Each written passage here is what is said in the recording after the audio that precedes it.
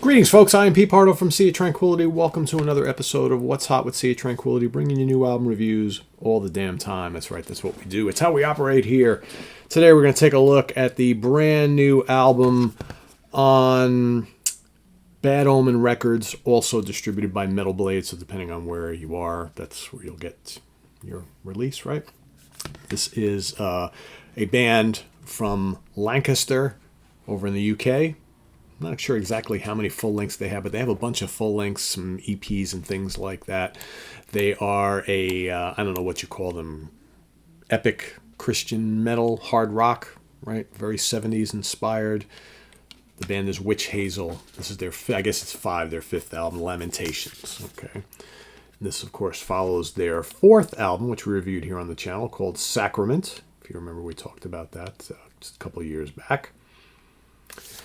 This is a very unique band. They don't really sound, they have their 70s influences for sure, but they don't really sound like any other band going today. They have very unique vocal style, twin guitars, very epic sounding music, very majestic, very 70s oriented. At times it's kind of like not metal. At times it is metal. It's very much, I'd call them more of a hard rock band, and there's proggy elements. And yeah, let's take a look. All right, it's got very cool cover art. There's the four guys right there. And there's your another shot of the band. There's your little digipack. Right. And the booklet, which comes housed in this little inner sleeve there, is right here. And they like to wear the white kind of like robe sort of thing. I've never seen them live, but I heard they're a trip to see live because they do come out with these outfits here. So the band comprised of, oh boy, let's take a look here. Colin Hendra on guitars and vocals. You know, it's like the black with the red typeface. It's like really hard to read. Alex Haslam on guitars, Andy Shackleton on bass guitar, and Aaron Hay on drums. That's the guys in the band. So loads and loads of very cool twin guitar harmonies on this album and all of their albums. So if you like classic Wishbone Ash and Thin Lizzy, you have come to the right place. You really have come to the right place. The vocals are very unique. Vocally, I don't think they really sound like anybody else. There's this kind of like folk, like the vocal style is very much akin to what you would expect in like folk and folk rock bands. It's kind of like that majestic kind of haunting quality, and then you got, you have a good amount of heavier riffs on the album, but it's not like huge metallic riffing, and you also get loads of acoustic guitars. And like I said, a lot of the twin guitar harmonies and things like that. So an occasional little keyboards or some effects and things that are created by guitars. At times they sound like keyboards, but I'm not really sure. So like I said, this kind of continues. If you follow their last couple of albums, I think you'll really dig this. A lot of the musical themes kind of continue here. So it starts off with a track called I Lament, which is a galloping rocker to open up the album. It's quite good. It's got nice energetic bass lines. I like to hear the bass. Love that. The drums are nice and speedy, and you got those twin guitar harmonies just kind of doing their thing. Again, if you love vintage Wishbone Ash and Thin Lizzy, you're going to really dig this. Run to the Race is track number 2. I hear some early Iron Maiden in this one. Got this nice chugging riff, those majestic twin guitars, memorable chorus. One of my favorite songs on the album. It's one of their heavier ones too. So there are like 3 or 4 more metal songs on here. The rest is more of like hard rock and folk rock. The Citadel is up next. Here you got some, like I said, I'm not sure if it's keyboards, but there's kind of like these eerie kind of keyboard sounds at the beginning with these tasty acoustic guitars. On this more kind of proggy folk rock track. It's very epic sounding. The vocals are outstanding. And there's kind of like a grandioseness, like a regalness that's kind of hard to resist on this song. It's really good. Again, reminds me of like vintage, like Argus era Wishbone Ash a little bit. You'll hear me mention that a couple times here. Elements, that's one of the more straightforward rockers on the album. It's quite catchy. I love the riff. Vocals are really engaging. Nice use of acoustic guitar and electric guitar. Then you have this totally blistering electric guitar solo thrown in like about 3/4 of the way through, which is really nice. I like this song. Again, more of a straightforward rocker. It's one of the few on this album that are like that.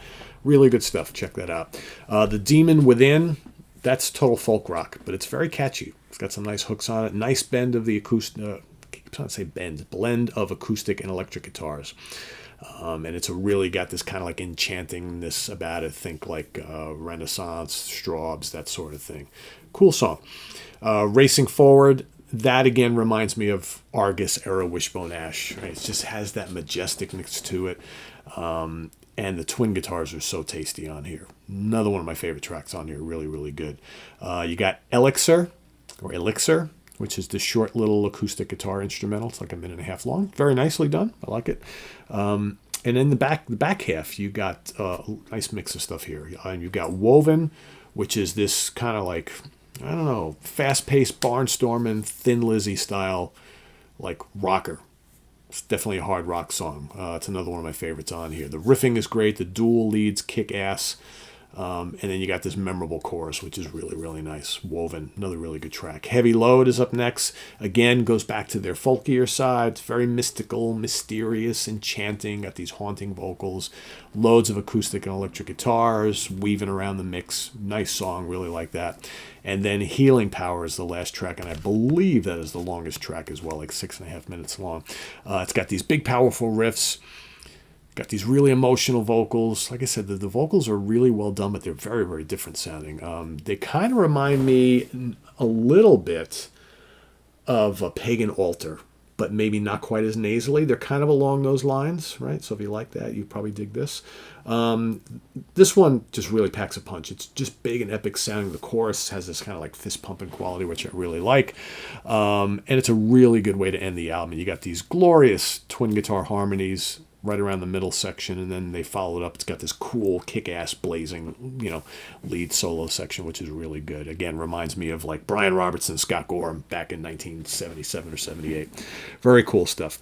I like this a lot. I've liked their previous albums that I've heard. I haven't heard a single thing they've done. I think this is the third album I've really gotten into, but it's one of those ones, the more you listen, the more you hear these kind of cool things that keep revealing themselves to you. But it's very cool. Like I said, if you love the twin guitar sound of Wishbone Ash, Thin Lizzy, and Iron Maiden, that's kind of the basis here. But everything else really sounds very unique. Like I said, there's lots of folky moments here. There's little bits of prog, hard rock, little metal. The vocals are very different sounding, very kind of emotional. They're very melodic. They're just really different sounding. And there's this kind of like vibe on this whole album.